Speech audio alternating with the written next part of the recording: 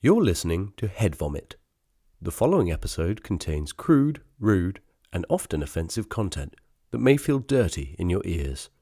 If you're concerned about your ears, please choose carefully when and even if to listen. This podcast is ad-libbed. If you are seeking a libbed podcast, look elsewhere. The views expressed are not necessarily those of the creators.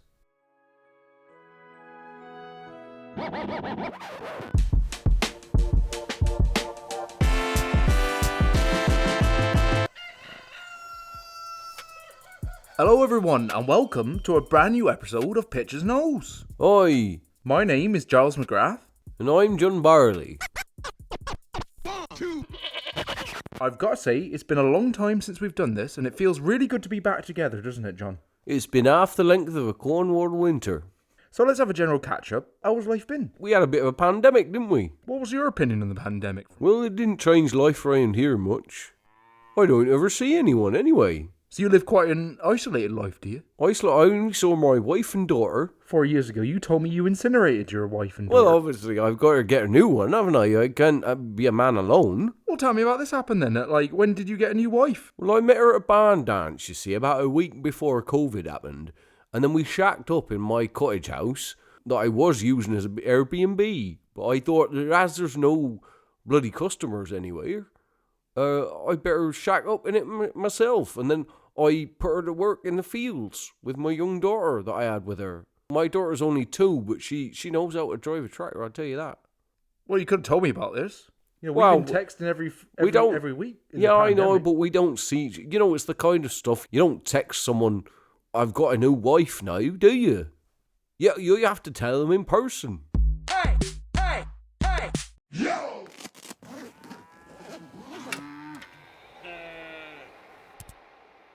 So we're going to change the format up for this episode a little bit. We've got the one and only, the legend, Tape Deck Joe. Oh, yeah. Any listeners to this show will know that we love Tape Deck Joe. He's been a very staple part of our community, hasn't he, John? Oi, that's right. He's the one throwing CDs to the youth. Which CD did he throw you that has had the biggest impact on you, would you say? There's many, I'd say. Grandmaster Flash. He wasn't even throwing CDs back in the day. He started on vinyls, and he threw me... I remember one of my first memories as a child was getting hit in the back of the head with a vinyl. And I looked around and I saw this madman driving his tractor down the road laughing at me, saying, you'll appreciate that, boy. He's a trendsetter in this country because we didn't have much of that music before Tape Deck Joe. In fact, some people claim that the English hip-hop scene started in Cornwall and rolled out from there. Tape Deck Joe is here and we're going to ask him some questions. We have some user-submitted questions. We're going to have a good old chat. Shall we get him on? Oi, let's have him. Oi, come on through there. Oh, I can see him in the back. Can't hear well. He's off microphone right now, but he's warming up. He's warming up. Come on here, boyo. Welcome, Tape Deck Joe.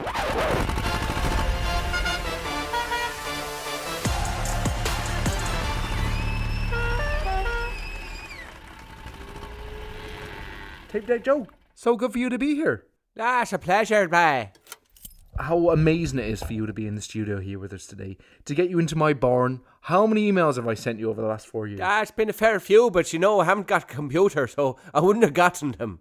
How's it been in the pandemic for you? Every time I've seen you, you've been driving along the road, you've been throwing down CDs, MP3s, WAV files. What's the pandemic been like for you? The pandemic's not been that bad for me, actually.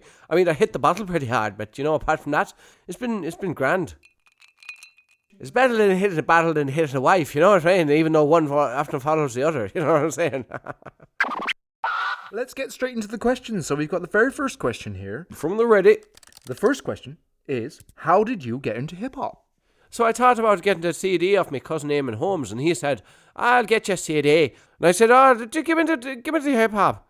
And he said, okay, I'll get you the hip-hop. I put it in the tape deck, and of course those days it was tape deck, that's why they called me Tape Deck Joe. The first band that I ever listened to on the tape deck was the Rapper's Delight, and I was rolling down the road, and I remember people just turning to me like I was Joan of Arc, And they said, look at that man up there naked in the tractor. And the people didn't know what to hear. They didn't know what to hear. This is the first time ever to hear the black fellas singing. I just felt this kinship, with the fellas in America, and I thought, I'm drinking a 40 ounce of whiskey right now. It kept me. You know, so I'm driving my tractor down, having my 40 of whiskey, pouring out for my friend who got mowed down by the lawnmower last week. And I'm thinking, my life is not that different. That's why it really resonated with me, you know. Well, let's get straight on to the next question. This is by user My Name is Fred. And he says, when did you start throwing tapes out of your tractor? And how did that become a thing? Basically, the situation was, I was into so much hip-hop. You know, I used to listen to so much stuff that my tractor was filling up with tapes. Between all the whiskey bottles and all the tapes of hip-hop I got in here, I can't even put my foot on the accelerator. Basically, I just chose the worst ones. You know, hip-hop evolved, you know what I'm talking about. You know, first of all, you had Rapper's Delight by the Sugar Hill Gang. And you think, oh, this is a good song. And then 10 years later, you listen to it and you say, this is a fucking prehistoric piece of shit. So I thought, all right, I'll get rid of the Sugar Hill. Yes, they were innovators. Yes, they were good. But now when you're listening to Nas and Tupac and Biggie and all that, you think, I can't listen to this old shite anymore. So you toss it out the window. Little did I know, I was tossing seeds, the genesis of hip-hop. So I was throwing out Rapper's Delight, hitting some young school child in the head. And obviously it hurt him. But that hurt awakened something in him. And you think, oh, actually, this is something pretty good. What's this? Rapper's Delight. Let me go home and I put it in my parents' tape player. It was also pure necessity. But it became something that the kids would follow the tractor like the ice cream truck did. They'd say, oh, anytime I pulled up to the side of the road, they'd say, hey, Tape Deck Joe, you could have a Fab Five Freddy, you know. And they'd hit him on the head and they'd jump and shout for joy. So that's where it started. Was it always hip-hop? Or did you throw other music out your tractor too, like other genres? I threw a lot out the tractor, but most of it I turned it into garbage heap, you know. I threw lots of drum and bass, lots of R&B, you know. I threw a bit of Bon Jovi. I threw it in a way that wasn't going to influence the youth. I threw it in a responsible way. Because I thought, you know, don't want the youth listening to Bon Jovi, you know. Check this out. So Florian Day says, when did you switch to CDs, and do you find it difficult to adapt to the constant changes in music technology, such as minidisc, MP3s and streaming? How would you throw an MP3 to someone from your tractor? I started getting lots of sponsorships. Island Records, they put the stickers on my tractor and they paid me a lot of money and stuff.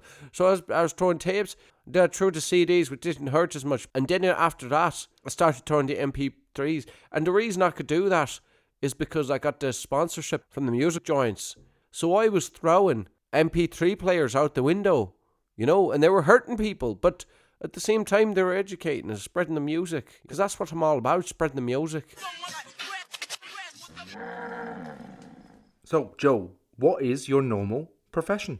My normal profession is farming. That's what I do.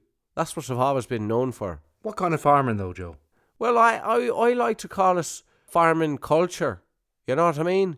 There was no hip-hop, black urban culture in Cornwall before Tape Deck Joe, you know. Well, I used to do the farming, you know, it's like they quit the corn, the wheat and the beans and the barley. But now, I find it, with the sponsorships and whatnot, from Island Records and the Def Jam and all of that stuff. Well, that is very interesting, Joe. We've got another question here from R.T. Wells from Peterborough, who says, the beats smell good this year, eh? If you could apply a farming smell to a famous beat maker, what would they be? I think it'd have to be the smell of manure to, I'd say anything that Nicki Minaj does. Or apart from that, I've always got the flavour from Timbaland's beats that he really is a heavy farter. The smell of weed smoke I would attribute to Dr. Dre, you know. I think being in Dre's lab would smell something to me like a field of ganja. You have given me so many albums, so many of my favourite albums. You've got The Score by The Fugees, Oi. Illmatic by Nars. Oi. You got Ready to Die, Notorious Big. Oi, that's a good one too. But the question here is, what is your favourite hip-hop album? Your favourite hip-hop album? Oh, Dad, well, it's a bit like asking a junkie which heroin shot was his favourite, you know. I'm pretty sure his answer's the next one he's going to do, you know. So I never really know what my favourite album is at any one time, you know. If I was to go historically, I'd probably have to say either The W by the Wu-Tang Clan, or I'd have to go with the classic 2001 from Dr. Dre, because those two albums are sort of play through albums. I mean, a lot of Wu-Tang fans would say the 36 Chambers, you know, which is also another great album. So I don't know, it just depends on your perspective. Like in the summer, I like to listen to the Dr. Dre there. But into winter, I like to listen to different things, you know, hip-hop albums to make you feel a bit warmer. If it's an autumn album, you know, where you feel a little bit irrelevant. Not irrelevant, sorry, that's the whiskey talking. Irreverent, you know? So you think about hip-hop albums to make you think a little bit. And I think if you ask any person who has something, you know, it's like Tiger Woods, what's your favourite golf club there, you cunt? He's not going to be able to say, the 4-iron without ease, you know? He's going to have to go, Well, it depends what fucking thing you're doing, you know? What hole you're on. Sometimes you're into rough and you want a Rough Riders album, you know? Sometimes you're on the green and you want a Pete Rock and the CL Smooth there. So it really is a hard question to answer there. So the next question is, what did you get up to in the pandemic? I did a lot of masturbating. This is from Henry Plemton from Oak Street, and he says, The poor little fellow was red as a beetroot. what is your favourite pub in this village and why? I like the white shite. The bartender, he owes me a big favour, you know, because I brought him up onto hip-hop. I basically get freer beer there all the time. So that's my favourite pub. The White Shite it's called, just down the Cauliflower Road there. We often go there for Sunday dinner, don't we, John? Oh, we do, yeah. Well, we did 4 years ago. Oh, well, it's been a while, hasn't it? With your old wife? Yeah, with my own, before I mulched her, yeah. Mulched her? Yeah, she's been mulched now. I thought your second wife was alive. No, my second wife is mulched. Oh, right. My second child is alive and well, but we'll see how that goes. So what happened with your second wife that you felt like you had to mulch her? Well, she kept asking me to do the washing up. Right, so John Spartan says, Tape Deck Joe, you accidentally ran over my 13-year-old brother with your tractor in the fall of '84. The large tractor wheel smushed him completely. For closure, we'd like his left hand back because it's been stuck in the tread of your tyre for several years now. Any chance of getting that back this week? Oh, that's what that is it? I always thought it was a piece of shit I couldn't get out, or some sort of stone or something. Of course you can have it back. I tell you what, you'd be doing me a favour because it's been in there for a while. If you can take it out, you can have it. So there you go. I think that shows the good-hearted nature of Tape Deck Joe, and that's why he is such a legend in this village. Oi. He obviously didn't mean to run over your brother many years ago, but he did. That's debatable, actually. I can't remember a lot about the early years because I was on the whiskey. Probably more on the whiskey than I am now, you know, to me, and I drink a lot now. I think you were probably listening to the Public Enemy then, right, too? Well, I had a lot of anger against the white man, let's put it like that. So, Tape Deck Joe, it's been absolutely wonderful to have you on the show. Thank you. I do appreciate it massively for you making the long trek down County Road to come here. We both do. We do, and it's been really good. Is there anything you want to tell us for what's happening with you? Any plugs or anything like that? There's not so much. I'm quite a private man, I am. You know, I was quite a private man there. But, you know, aside from all that, you know, I've been throwing the CDs, been throwing the MP3s, trying to get the knowledge to the children. I'll keep doing it till the day that I probably, you know. I'll be dead in the ground and I'll hopefully go back to the land of love, you know what I mean? But until then, I suppose I'll just be doing the same thing, and I'll see the bloke on Thursday about his dead brother's hand and all that, and I'll probably just get on with it. Oh, well, thanks, Tape Deck Joe. You've been wonderful. Absolutely wonderful. Again, a true treasure to the Cornish community, and you know, throwing knowledge to the kids for generations. We do have a little giveaway for the people that did submit their questions on Reddit. The prize is you come down to White Shite sometime to get you a whiskey. You know, I'm not big on prizes. I'm giving you a lot away of my life. I'll get you free whiskey there. Yeah.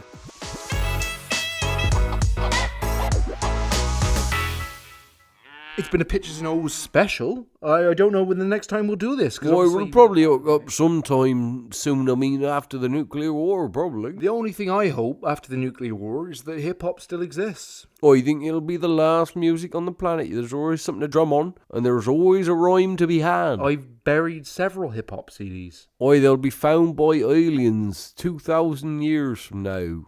What did you bury? Apart from my two ex-wives, you mean? I buried DMX's first album in memory of him because he was great. He was great, and I do feel like we have got to address something on this show. We don't do this very often, but we feel like we need to address it. And that is the fact that we did give DMX a hard time in the last episode. We did, and I feel a bit bad about it. I do feel a bit bad because now he's gone, and like, R.I.P. God rest his soul. DMX, to us, you're one of a kind in the game. and I loved every one of your albums apart from the last 5. Yeah, I think apart from Grand Champ, I think they were all Oh, I great. like Grand Champ. Do you not like it? It was okay. I liked it. I certainly wouldn't throw it out a tractor window.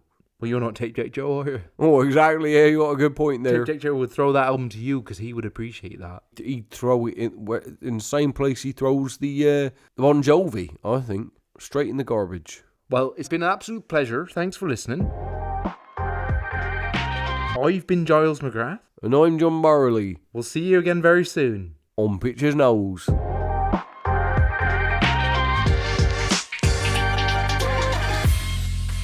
Bye. Are you drunk? Are you drunk already?